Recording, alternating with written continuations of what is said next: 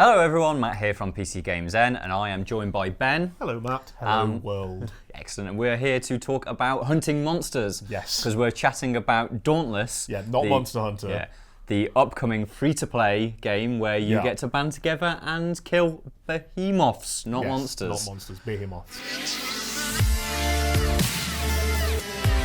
Right, so let's start with these guys. Behemoths, right? Yeah. What are they? So the game is all about hunting these giant kind of elemental beasts that hang out on these floating islands that the world has essentially exploded into. It's very exciting setup. Yeah. Each of them is kind of like it has a unique feel, and they scale in difficulty and size.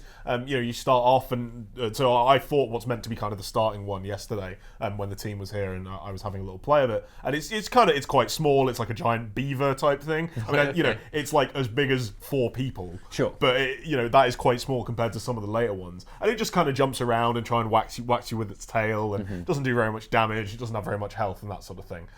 You can watch our interview if you want to see exactly how far they're going to kind of scale that sort of stuff.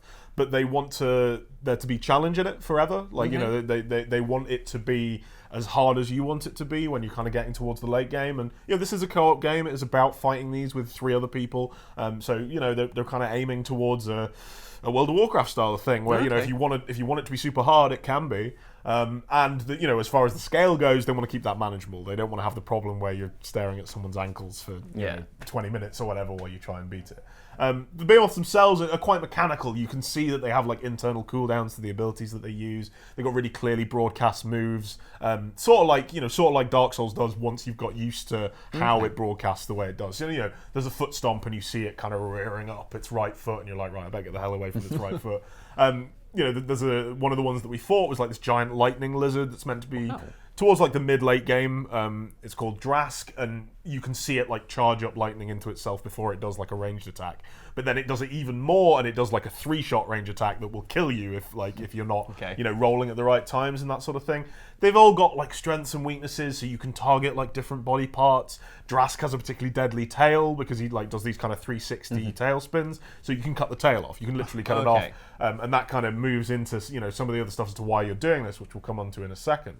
But the important thing is that you can target different bits of their bodies. It isn't always quite as literal as just like cutting off a limb. It might be trying to get rid of some spiked armor so that you can get to the flesh underneath and actually kill the damn thing.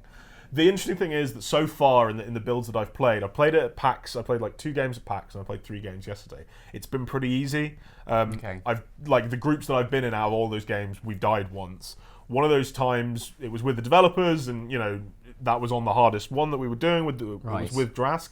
But I would expect for a game like this there to be more challenge when I'm not used to the character I'm playing. I haven't got used to the gear that he's using. I was switching around weapons. I was just trying to get a feel for all the different ways of playing.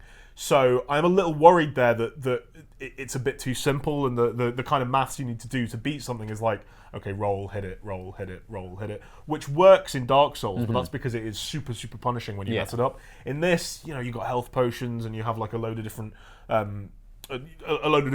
ways to help yourself out, and because there's 4 of you, there's a lot more damage coming out at once. Sure.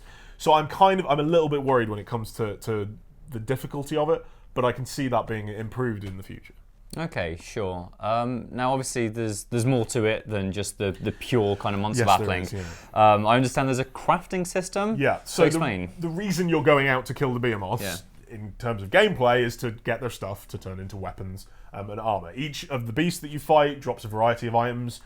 Some based on like where you attack it. So you need to get the tail to make a particularly nice mace or something. Right.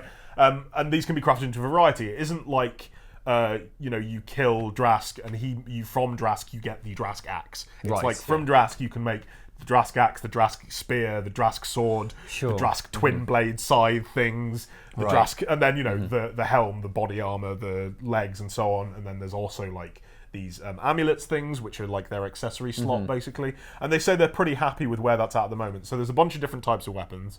I think it's 4 armor slots. It's like head, body, arms, legs. And then there is the accessory slot, which lets you kind of decide your play style, which we'll come on to in a second. This is the entire progression system. The crafting system is the progression system. There's no leveling up. Killing a Behemoth doesn't give you 10,000 XP. So you don't have like an account level or anything like that? No, there's nothing like that. It's just how much gear have you managed to craft from the stuff that you've managed to beat. Sure. So you beat Drask and you get Drask's armor, and that means you're now powerful enough that you think you and 3 friends that are on a roughly equal gear to you can now go take on maybe the next one. Or maybe you need to go fight a different version of Drask. They're going to have like kind of young versions and old versions and that sort of thing. And slowly you build up your gear and you build up your gear. And when you start out, that is like, you beat the first guy and maybe you can make an item from that. Or maybe you can make 2 items. Maybe you beat him again and you can make a 3rd item or something like that.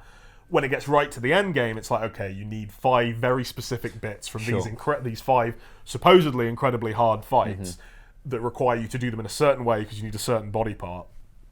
Once you've gathered all that together, you can make 1 item that is, particularly good and particularly nice, and is very impressive that you have that.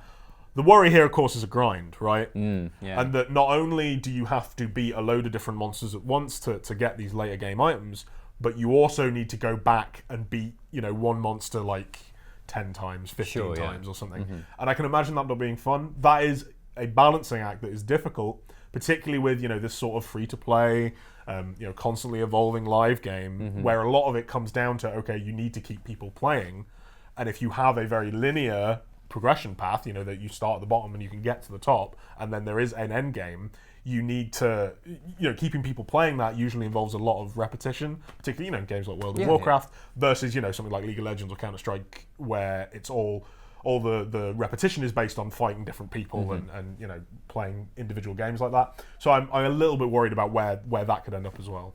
So it sounds like there's quite a process involved in the crafting, but what is the outcome of this crafting? What gear can I make, and is it worth going through all these like repeated kills and stuff? I think it will be, yeah. I think this is maybe where the genius lies, so to speak, and certainly the bit that interests me the most. The thing about the gear is it kind of governs everything. It governs your play style, it governs your effective level, so to speak, it governs how much health you have. There's no classes either.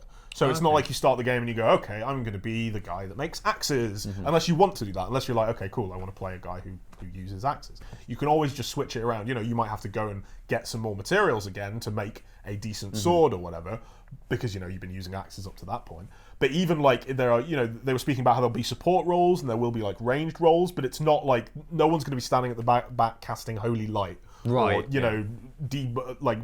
debuffing and buffing their party and only doing that. You do need to be in the thick of things. It's all about, okay, you're using a weapon that is based around protecting people. You need to be in there hitting them to like build up charge, and then maybe you use that, and rather than it doing a load of damage, gives your team a buff or whatever. Okay. You need to be next to your team to even really do anything. So, it's not like you can just sit back, because you need to be next to them to give them the shields and that sort of thing, right?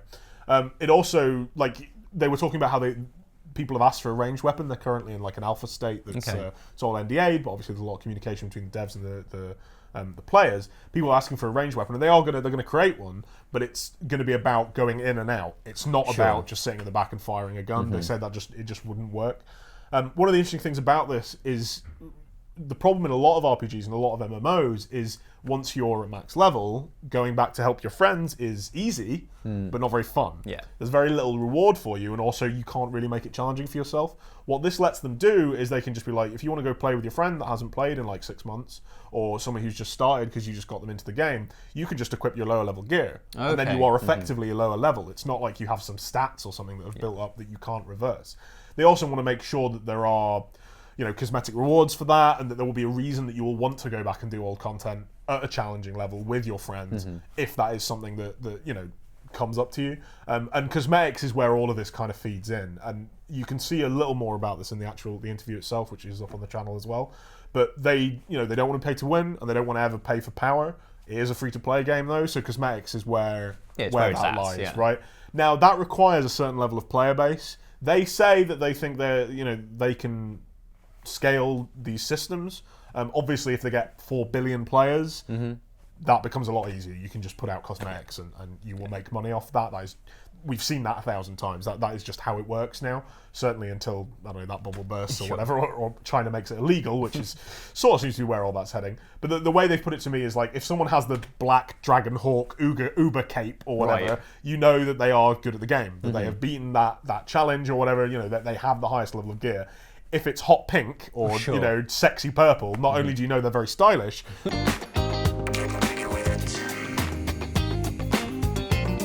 but they, you know, maybe they dropped a couple of quid on that, or, you know, again, maybe they went back and did a bunch of old content with some friends or whatever, and that helped them put that together. Cool. So Dauntless obviously is an RPG, and not only is RPGs known for very distinct kind of combat systems, stuff like that, they are typically the genre that lends itself very well to story. You know, even World of Warcraft has this wonderful kind of narrative that runs through it, even though it is a mechanical-based game. Tell me, what is Dauntless's story? So there is one, right? And it will, you know, it'll lead you through the game and kind of explain everything. But at the moment, there's very little been revealed. It's like the world that you are on has exploded into these floating islands. There are Behemoths, and maybe we should go deal with them. Sure. Presumably, there is going to be some sort of threat. So there is a hub area called Ramsgate. This is where you'll hang out with people. You'll see the guy with the hot pink, with the black dragon hawk cape or whatever. And also, you know, it's where you do the crafting and all the other stuff we were talking about, and where you team up to then go out and actually do these hunts. That is also where you will pick up all these quests and stuff. Okay. Now, something I wanted to check with them was like, how skippable is all of this? Because there are people, particularly, and I think Diablo is a very good example of this. Diablo basically has a mode now, and it's the most commonly played mode, which doesn't have a story. It's just you go and you kill things, because what's fun about the game is watching stuff explode, getting new loot, finding like little new areas, and the environmental storytelling of it, and that sort of stuff. The stuff of where the game is set while you're doing the fun stuff of killing, in this case, Behemoths. So they said it is, you know, it's as skippable as any other game. So, you know, every time you pick up a quest in World of Warcraft, you don't have to read all the text if you don't want to. You can just pick it up and it says, go kill this thing, and you go kill the thing, and, you know, you enjoy the trip on the way. Maybe you're watching something on your second monitor or whatever, right? Or if you want to get into it, you know, it looks like they're going to, you know, have that sort of stuff as well. I think they are definitely going to have a lot of environmental stuff. It feels like it's a game that can be built around that, because all of these fights are in these kind of what could be custom designed or randomly generated islands. They can put stuff there if they want to, you know, like you learn exactly how Drask came to be by, oh wait, if you look at this island and this island and this island, you see the evolution, or you know, you see where all that came from. You know, that's all speculation on my part, but I think there is a lot of opportunity there to be able to do that. And yeah, they are committed basically to being secondary to gameplay, which that's just the way it is in you know, these free-to-play multiplayer long time titles. That's just the way it is now. But hopefully, I do hope they manage to put some interesting lore in there, because I think that might be the key point that kind of tips over the edge from being something that a few people play to a lot of people play, in a similar way to, you know, how Overwatch is massive, partly because of the world they built up around it. Yeah, and you say that obviously there's a questing sort of system. Are we expected, is it purely going to be about fighting Behemoths regardless of your quest, or are there going to be like smaller mobs that we can fight in other quest lines? So there are like little like more passive enemies that are on the maps at the moment. They are, you know, killable for different kind of crafting materials, and there are other crafting materials that you can pick up by, you know, getting herbs or maybe mining some rocks or something. But I think it is all really going to be focused around that idea of 4 people versus one big thing. Certainly to begin with, because that's definitely, you know, the strength of the game. As we'll come on to in a second, it is a relatively small team, and I think they want to laser focus on that, and then they can expand from there if it becomes, you know, something that people are interested in. Absolutely. Okay, so the last point I want to make is community, because, you know, these free-to-play games and multiplayer games, you know, exist on their communities. If they can't find one, the game dies. They don't exist because they need people constantly putting money in, you know, literally, and it is important for keeping people playing. So what's interesting about this is super early in development, or at least it's quite early in development. It's under an NDA alpha at the moment. They say they've got about 10,000 people kind of playing at the moment. They've just opened up the EU servers. They're going to get a few more people into that. But there's already a load of communication. There's a Discord channel, which is I mean, if you guys aren't familiar with it, it's basically a kind of chat and a voice program put together. Loads of them. There's loads of community ones. Reddit uses them quite a lot. The Dauntless Reddit one is packed with developers. There's like 12 developers in there, including people like all the way up to like co-founders of the company.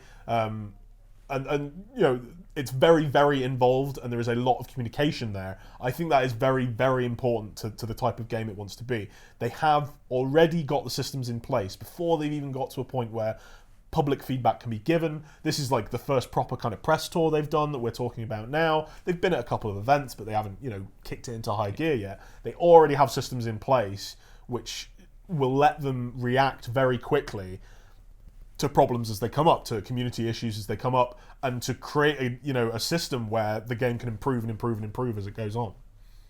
And so the kind of other half of that, and something that is a bit weird, at least for me to kind of talk about, is how experienced the dev team is. Okay.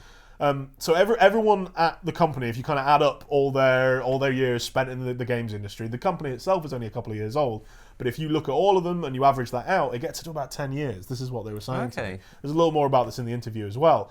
But they are an extremely experienced development team, and they all know each other, and they've all been making like these sort of games for years. Like everyone there either worked at a massive publisher you've heard of, or Blizzard or Riot. Right. And like if you want to talk free to play, you know, super popular games, Blizzard, Riot, and sure, Valve, like a little bit, right? And all of those companies have always had trouble with communication and with reacting quickly enough and with handling the size of their community. What the Dauntless guys have managed to do is, while they have a small community, they've built like these great lines of communication.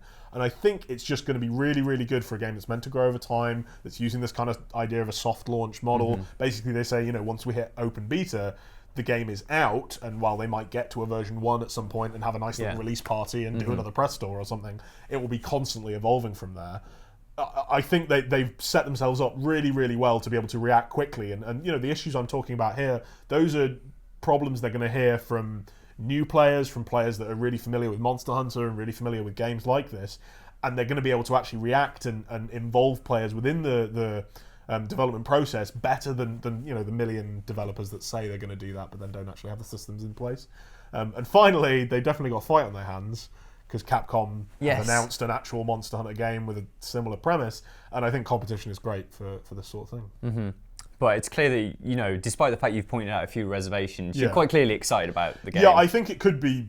I mean, I think it could be huge. I think it could be, you know, this year's whatever you want. It could be this year's PlayerUnknown's Battlegrounds. Yeah.